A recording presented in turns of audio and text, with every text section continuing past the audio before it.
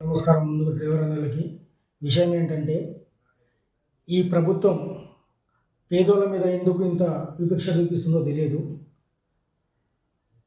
మొదటిగా ప్రమాణ స్వీకారం చేసిన తర్వాత ఫ్రీ బస్సులు వేసి ఆటోల బతుకులు ఆగం చేయడం కాకుండా నేడు డిస్టిక్ బండ్లు కానీ డీజిల్ బండ్లు కానీ సిటీలో నడవకూడదని చెప్తున్నారు.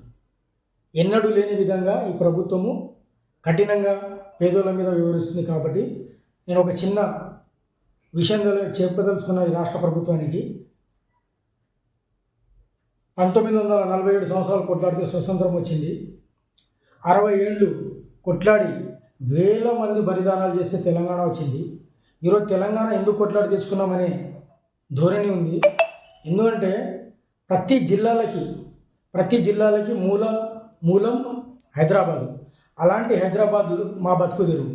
ఈరోజు హైదరాబాద్లోనే బతకొద్దంటే మరి అప్పుడు ఉమ్మడి ఆంధ్రప్రదేశ్ ఉన్నప్పుడు బ్రతుకు తెరువు కోసం ముంబయో పూనెనో ఇట్లా దుబాయ్ పోయేటోళ్ళు. మళ్ళీ అదే పరిస్థితులు నేడు పునరావృతం అవుతున్నాయి.